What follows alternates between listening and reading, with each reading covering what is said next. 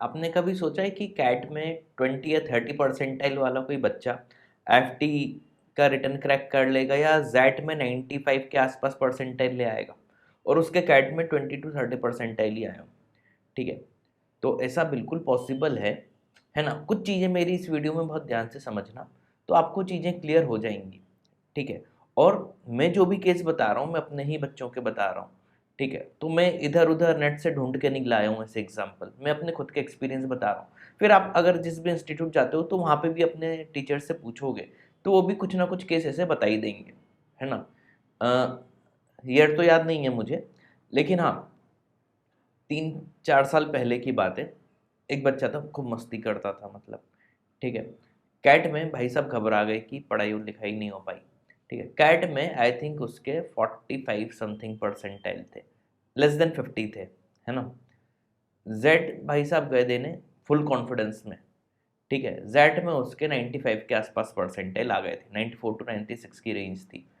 ठीक, एक ये एग्जाम्पल हो गया। अभी ये रीज़न बताऊंगा क्या होता है, हम इससे ओवरकम कैसे करें, तो ध्यान से सुनना मेरी बातें।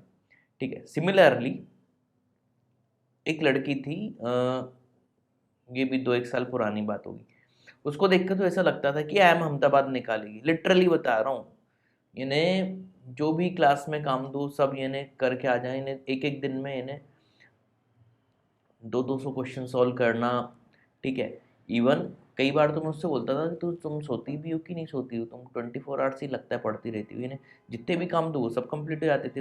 कई बार तो ऐसे इम्पॉसिबल टास्क भी कम कर ली थी उसने, है ना। अब क्या हुआ था, ऐसा इसलिए बोल रहा हूँ क्योंकि मेरे दो उसने लेट ज्वाइन किया था, तो दो अलग अलग बैच में अलग अलग सिलेबस चल रहा है, दोनों बैच में आती थी, दोनों का होमवर्क करके ले आती थी। मैंने कहा बहुत बढ़िया है। उसको देख के लगता था, मॉक में भी बहुत अच्छे रिजल्ट आते थे, 98-99 प्लस ही परसेंटाइल आते थे। ठीक है, तो लगता था हो जाएगा। अब क्या हुआ, जब कैट हुआ उनके हाथ पैर फूल गए, एकदम घबरा गई। शुरू के 3-4 क्वेश्चन नहीं बने होंगे तो उनको लगता कि कुछ ही नहीं बनेगा, घबरा गई। और ऐसे बहुत सारे केस हैं। इवन अभी बात करेंगे आपसे रिलेटेड भी। ठीक है, लेकिन जेड गए, जेड में अच्छा परफॉर्मेंस दे दिया। ठीक है, लास्ट ईयर एक लड़की के कैट में वही 20 की रेंज में परसेंटाइल थे, जेड में उसके 70 प्लस थे, लेकिन लेकिन जेड के डिसीजन मेकिंग में उसने टॉप कर दिया। वो भी मेरी पढ़ाई हुई थी, है ना। ऐसे ये 3 एग्जाम्पल है। डिसीजन मेकिंग में 99.98 परसेंटाइल था, ओवरऑल भले ही 71 था, लेकिन डिसीजन मेकिंग की बात करें 99.98 था। और लास्ट ईयर की तो इसलिए बता दूं, अभी वो आईएफएम से पढ़ रही है भोपाल में, है ना। आईएफएम भी एक अच्छा कॉलेज है, गवर्नमेंट कॉलेज है। तो ऐसे देखो 2-3 एग्जाम्पल मैंने आपको दे दिए, है ना। कि बच्चा, अब बच्चा कैट बिगाड़ने का सिर्फ ये रीज़न नहीं होता कि हमने पढ़ाई कम की या हमें कुछ नहीं आता, है ना। कई लोग डिप्रेशन में चले जाते हैं कि यार इतनी साल भर मेहनत की, हमारा साल खराब हो गया, है ना। ऐसा कुछ नहीं होता। देखो कैट क्या है, एक बहुत उसका एक हाइप बनाया हुआ है, हवा टाइप का। जैसे हम जब 12th में तैयारी करते थे तो आईआईटी का एक हवा बनाया हुआ था कि आईआईटी बहुत टफ है, टफ है, टफ है, नहीं निकलेगा। वैसे ही जब आप ग्रेजुएशन के बाद आते हो तो कैट गेट ये सब एग्जाम हो गए, इनका एक बहुत ज़्यादा हुआ बनाया हुआ है कि भाई नहीं निकलेगा, बहुत टफ है, बहुत टफ है ना। ऐसा कुछ नहीं है। ठीक है, चलो। अब क्या होता है कि जब बंदा कैट देने जाता है, बंदी कैट देने जाती है, तो क्या होता है कि जब वो कैट देने बैठते हैं तो ऑटोमेटिक उनको है ना एग्जामिनेशन प्रेशर आ जाता है। अब भले ही वो फैमिली की तरफ से प्रेशर क्रिएट किया हुआ हो, लेकिन आजकल मैं पेरेंट की तारीफ करूंगा। अगर आप मेरे 1-2 साल पहले के वीडियोस देखोगे तो आप देखना, मैं पेरेंट्स के बारे में बोलता था कि बच्चों को बहुत परेशान करते हैं, ये वो है ना, बहुत प्रेशर है। लेकिन पिछले 1-2 साल में काफ़ी चीज़ें चेंज हुई हैं, पॉजिटिव। आजकल पेरेंट अपने बच्चों को खुला छोड़ देते हैं, ये मैंने खुद नोटिस किया है ना।